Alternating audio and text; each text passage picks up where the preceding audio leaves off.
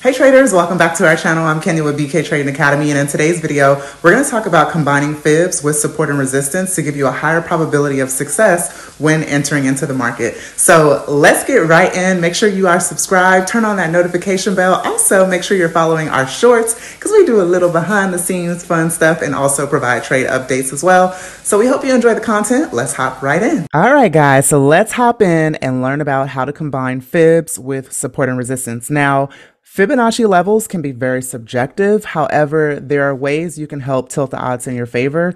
So what I'm going to do is show you how the Fibonacci retracement tool, for example, is very useful, especially when you see some type of impulse on your chart, a very forceful move. And I'm going to show you that from the daily, but I'm going to do a top-down analysis because we need to identify our support and resistance first. And we're going to start out doing that on the monthly. Now, you might be questioning, well, Kenya, why are you starting on the monthly time frame?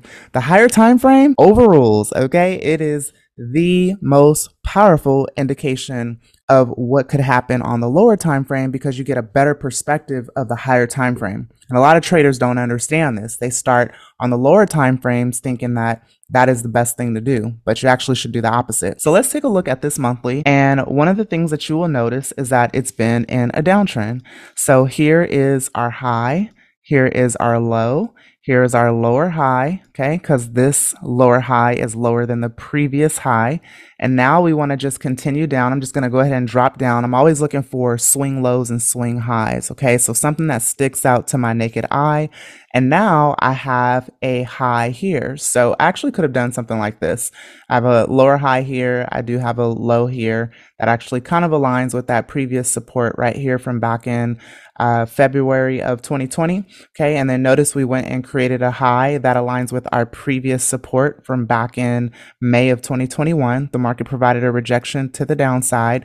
We then got a new low here in August of 2022, and then we went back and retested our previous monthly structure right here at the 1.4600 zone. So this is acting as our current monthly high. Okay, so that is the structure. So now that we're clear on that, we can go ahead and identify our support and resistance. And you can see right now that our monthly high is a really good structure level right here where the price acted as support and resistance multiple times.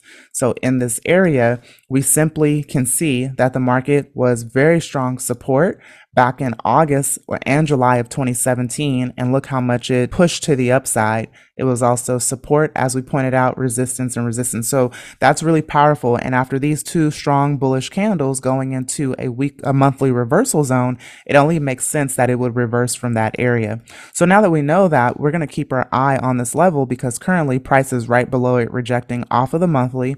And if we continue to go down to the weekly, wow, look at that. What a beautiful confirmation. So look on this weekly time frame. Now we're quite bullish on the weekly, I would say, because if you look left, you can kind of see here that you had a high here, you had a low, you had a high, you had a low, and then we broke the weekly structure right within this zone and continued to push up, okay?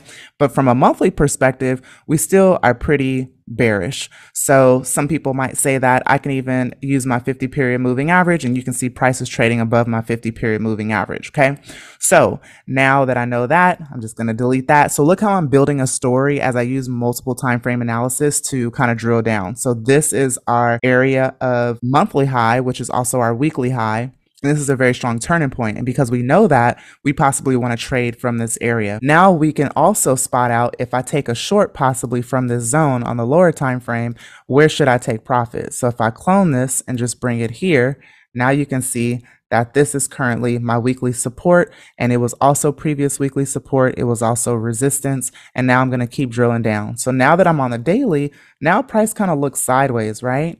Kind of looks sideways here. You can clearly see that we had an uptrend and it kind of looks sideways. But one of the things that I do see, if I kind of stretch this out, I can see that I do have an area where the market is making lower highs and lower lows. So look at this. We have rejection off of this zone. So we have a high. This was telling me that in this uptrend, you know what? Buyers are losing steam. Sellers are possibly going to come in and push that price down. And look, that's exactly what they did. So here's a high, here's a low, here's our lower high, here is our lower low, and now here is our high, which also is reacting with a previous low. Okay, so this is a reversal zone that we definitely want to keep our eye on. So one of the things that I want you to notice here is I want you to see we have a bearish impulse. So because the market is making lower highs and lower lows right within this area, although we overall are kind of sideways right now, one of the things that you can do is focus on this impulse. So when you use the Fibonacci retracement tool, you are looking for an impulse, and this would be an impulse on your chart. You're looking for some type of wave or a very forceful move on your chart that moved from one area to another. And what you will want to do, I'm in TradingView, so I'm simply going to click.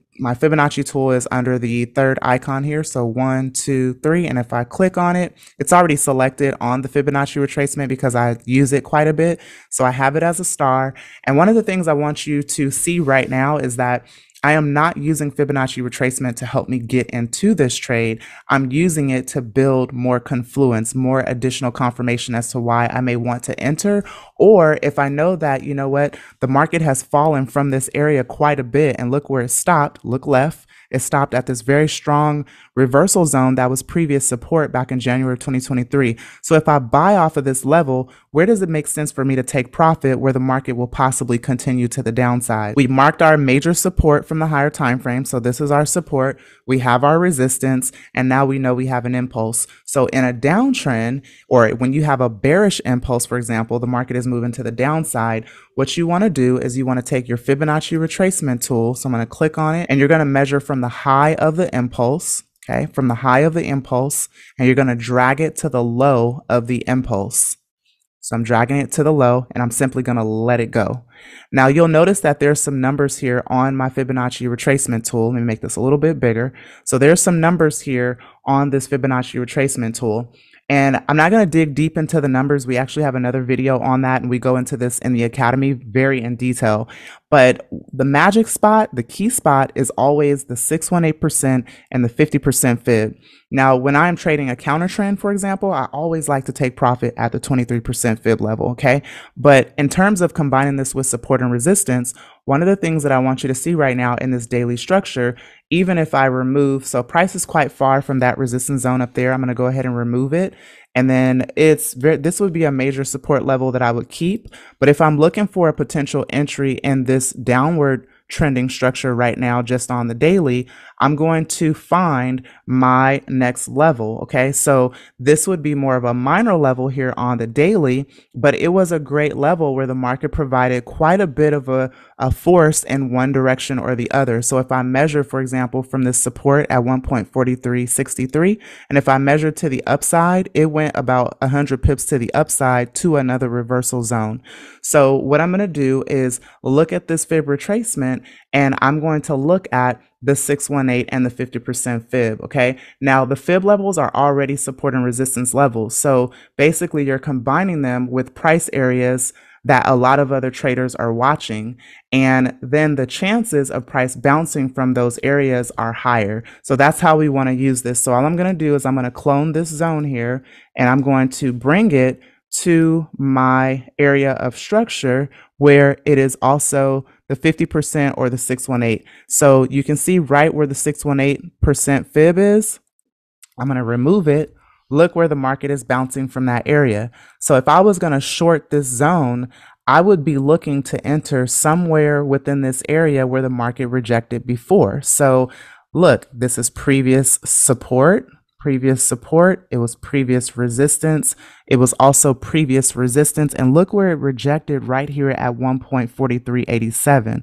So I always pay attention to the wicks, not the body of the candle, because usually the wick area is where the market will go to retest that area.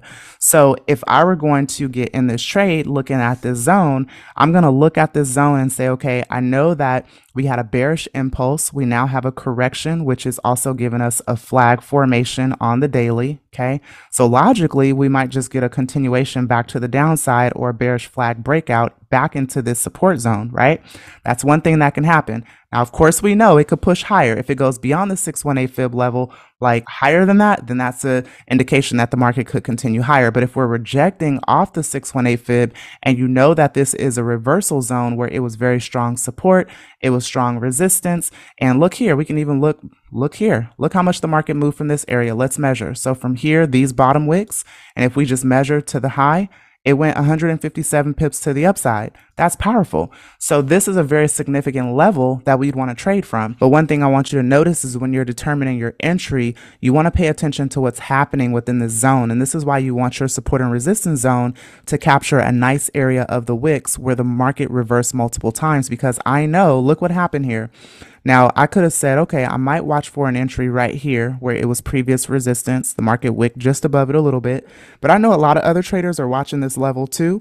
So I have to be careful, because if I do too tight of a stop loss, I might get prematurely wicked out. So what you could do is set a limit order, maybe right in the middle of the zone, because you know that this is where it reversed from previously. But I'd also be keeping my eye on this wick area right here, looking left a little bit more and seeing that I had a few wick or highs here as well. So the market could just wick off that area to continue to the downside. And look what happened. It wicked right here at 1.4394 and it's starting to push downward. Okay, so I just wanted to do a quick video and show you guys how to combine fibs with support and resistance. Again, this is all subjective because all traders draw their support and resistance very different. I know there are some people who are not even comfortable using fibs, so it just really depends on where you are in your journey. But I definitely want you to understand how to use it and the opportunities that you can have and how it can help you see or have additional confluence for entering a trade.